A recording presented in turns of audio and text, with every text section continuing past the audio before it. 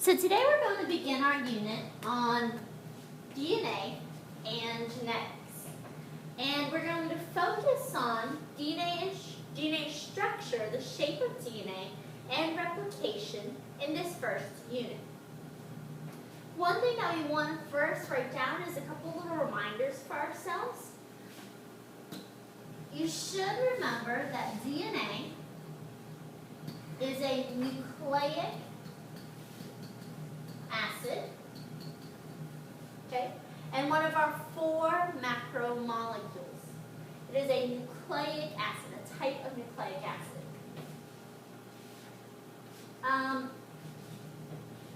And what we're going to talk about today is mainly the structure of DNA and how is it shaped and what parts is it made up of. So first thing that we want to look at is actually a little bit of the history of the DNA structure. How did we figure that out? Well, we have 3 main scientists that are involved that we need to know of. The first is Rosalind Franklin. Rosalind Franklin was the first scientist to take a clear picture of DNA using a process called X-ray crystallography. So it's similar to the X-rays that we take now to take a picture of our bones. Now the picture actually offered a clue as to the shape of DNA. By looking at this picture, she was able to figure out a little bit about the chemistry of the DNA molecule and where would things link or bond together. Now by taking her picture to other scientists, Watson and Crick were able to figure out the final structure or the final model of DNA. Without her picture, they wouldn't have been able to do it. They actually had bits and pieces of the DNA sticking out really funny, and she was able to determine that that's the wrong way. And even though she helped and her picture was vital to be able to figure out the DNA structure, she actually didn't receive any credit for it, and these 2 scientists actually earned the Nobel Prize. And she passed away, so they didn't give it to her. But getting into the actual structure of DNA, or why is DNA so important? DNA is important because it's considered to be the blueprint of life. DNA, those 3 letters itself, stands for deoxyribonucleic acid. The reason why we consider it the blueprint of life is because DNA has the code for making proteins, and really all proteins. And what you need to remember about this is that the proteins do all the work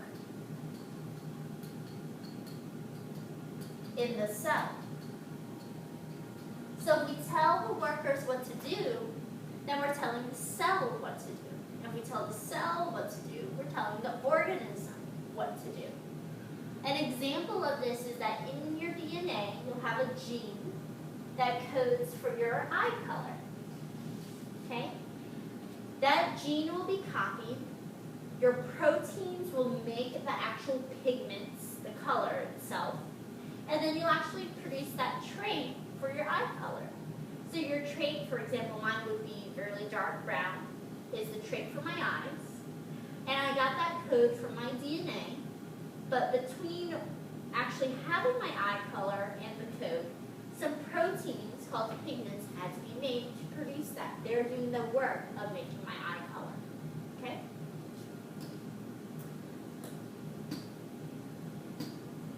So we have a little bit of history on DNA structure.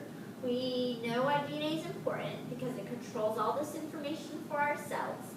Now we want to start talking about what is DNA. How is it housed? What shape or structure does it come in? And a little bit of this should be reviewed for you guys. Okay? We know from our last unit talking about mitosis and meiosis that DNA is packaged into chromosomes. This is strands of DNA that's wrapped around proteins and coiled tightly. What we really need to know is that a chromosome is an easy way to pack and move DNA.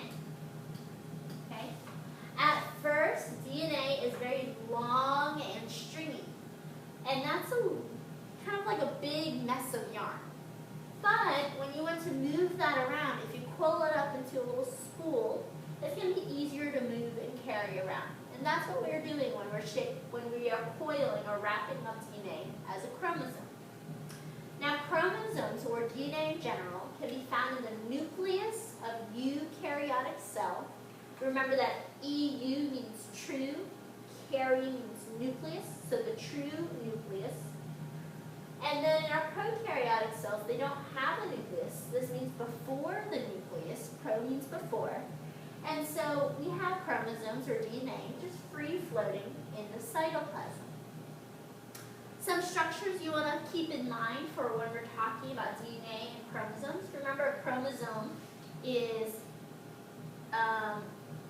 DNA, or packed DNA. You could say packed DNA. And the chromosome looks like this. We have a chromatid. One side is a chromatid, the other side is a chromatid. Right now, this chromosome is a doubled or replicated chromosome. And at the very center, where the two sides are connecting, that was called a centromere. Okay? So that's what DNA looks like mainly, when we kind of zoom out and look at the whole structure of DNA. But when we are looking closer in on the structure of DNA, there's some things that we really need to point out. If we're still looking at the whole molecule, this top portion right here that we see, this is actually called the DNA double helix.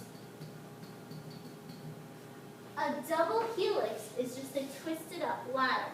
So if you imagine this being the rungs of the ladder, or the sides of the ladder, and these are the rungs or the steps of the ladder, they are twisted up to form this double helix. You do need to know that the shape is called that. The building blocks of DNA are called a nucleotide. Here's a picture of the nucleotide.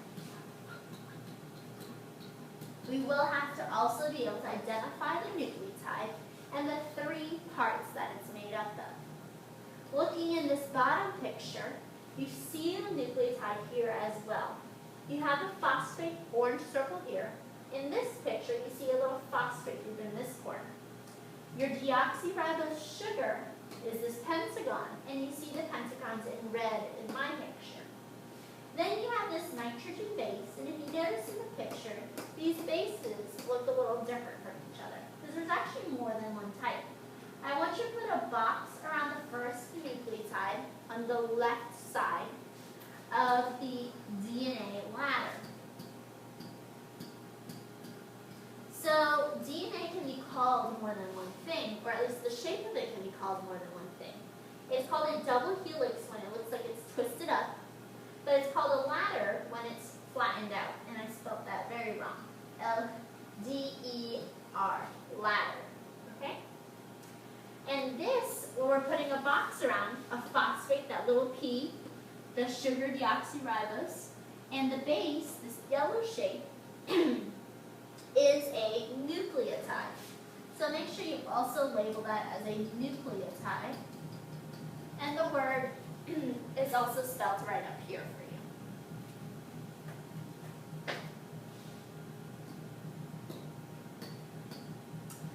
Now that nucleotide is made up of three basic parts, okay? We had our phosphate, we had our sugar, we have our base. Same picture again, it's just on a different side this time. There's actually 4 types of bases, okay, and I want you to label that. They can actually be A, T, C, and G. The A stands for adenine, T stands for thymine, C stands for cytosine, and G stands for guanine. Because we have 4 types of nitrogen bases that make up this nucleotide, this actually means that we have 4 types of nucleotides because we have 4 types of nitrogen bases. Okay, one of the 3 parts of the nucleotide. So in this picture, you can see different A, C, C's, and G's. If you're looking at the top of your picture, of this bigger picture, it actually tells you that our cytosine and thymine, our C's and T's are kind of that smaller single shape, and our A's and G's are these bigger shapes. So I'm looking at this one. If this one is an A, we're actually going to find out that A's paired with T's. If this was a C, I'm going to put a C right over the shape, this pairs with G. If this is an A, then what does it pair with? It's actually going to pair with a T. And then the opposite can happen here. If we have a G over here, then it's going to pair with a C. Please make sure that you write those letters above the shapes, okay? T with A's, C's with G's. And if you're looking at the picture, the A's and the G's are actually the bigger shapes. And the C's and T's are actually the smaller shapes. And I think I messed that up a little bit here. So let's fix that. Okay. C's are the small shapes, and then G's are the big ones. Okay. Now moving on. The structure of the DNA molecule, the sides of the ladder, are made up of phosphates and sugars. So again, you're seeing that nucleotide. There's more than one nucleotide here. We've already drawn a box around this nucleotide. If we look on the right-hand side, the shape is the same, but in the opposite order. But either way, you have your phosphate, or your phosphate, the P, sugar, phosphate, sugar, phosphate, sugar.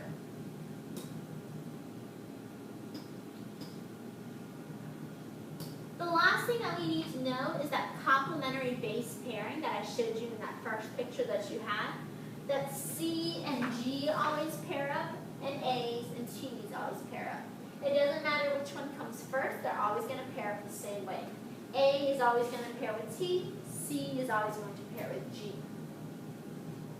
Now the two strands are held together by a weak hydrogen bond, and between your picture where we wrote in the C's and G's and A's and T's, please make sure you write and label in that that little H stands for a hydrogen bond in the middle of the picture that you have. That looks kind of similar to this one.